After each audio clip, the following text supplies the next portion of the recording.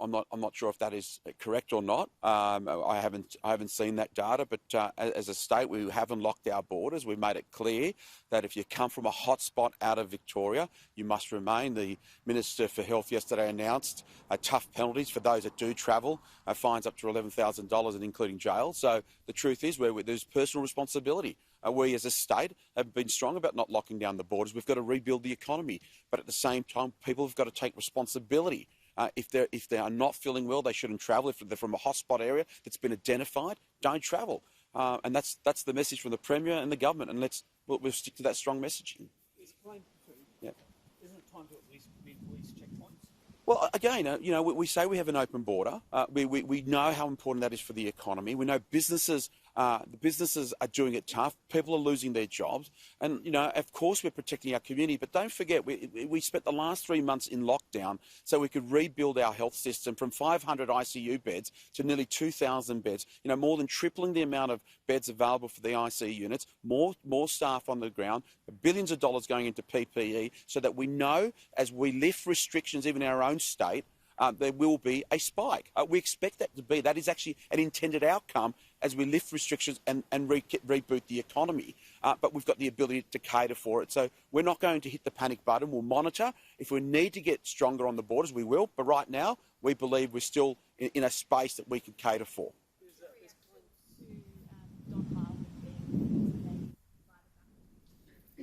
Well, look, again, Don Harwin he's going to deal with the charges in relation to breach of COVID rules. I saw that in the press today that's been brought forward. Let's see what comes of that. But Don Harwin is a member of the government. He was a former minister.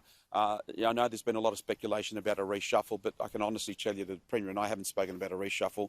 Let's see what happens there. And in the future, when we're looking at resetting the ministry, I'm sure the Premier will let everyone know. You have been very open to criticise him, though. Would you be happy to work beside him?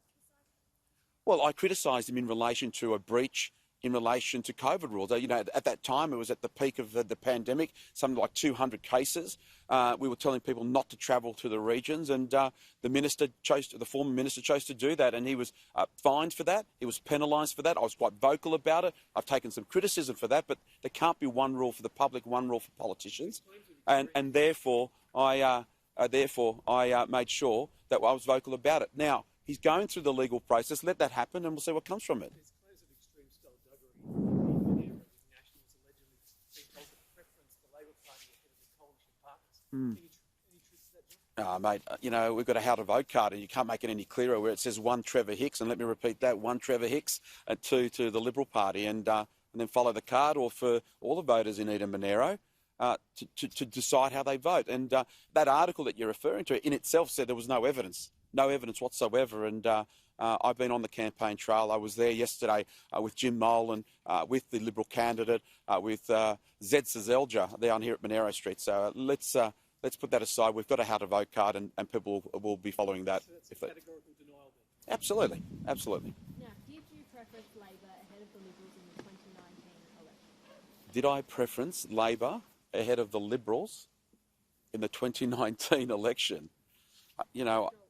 Federal election, that's a good question. And can I just say this, like everybody in this country, what you do in the privacy of the ballot box is up to you. Do you want to run in federal politics, John?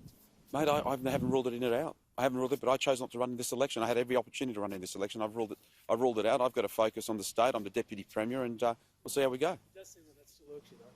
No, it doesn't. It absolutely doesn't. I think the media are more obsessed with it because I get asked a question, and the usual answer from a politician is, I don't rule anything in or out. You say that, and all of a sudden it's a campaign. But I'll tell you what, if I do choose to run, I'm going to get some of you guys to run my campaign because you know how to get the message out there. Now, did you tell your Nationals colleagues in your party room that you preference Labor ahead of the Liberals? You know what? Again, what happens in the party room? Whatever happens in the party room, it stays in the party room. And what I choose to do with my voting is something that I choose to do. But can I just make this clear? Everybody knows I'm a mate of Mike Kelly. And sometimes you put party politics aside. And I've always been a good supporter of Mike Kelly. He supported me. More importantly, we've worked together for the people of this region. The loss, actually, in this by-election is that we've lost Mike Kelly as a local member and a representative for this region. In that itself, I've always supported Mike. We've always had the agreement. Post the campaigning, we'd always work together. And we've done that very, very well.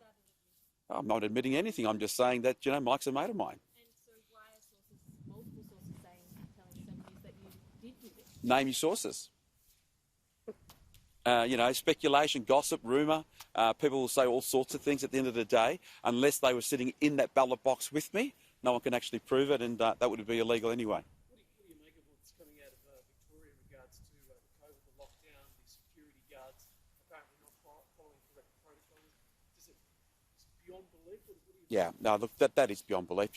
As I said earlier, for us in New South Wales, 271,000 people have lost their jobs. The economy's on its knees, and small businesses are going out the door. In the next 12 months, it won't be easier. We've probably destroyed an economy for the next generation. We're almost in, we're definitely in a recession, but almost getting to a point of depression if we're not careful. And we're now trying to recover. All the stimulus that's been invested on behalf of the Australian citizens has been all thrown out the window because protocols were breached in Victoria. We're now seeing a spike, and those that are responsible should be held accountable. And it actually threatens not just the Victorian economy, but the Australian economy, and that is despicable.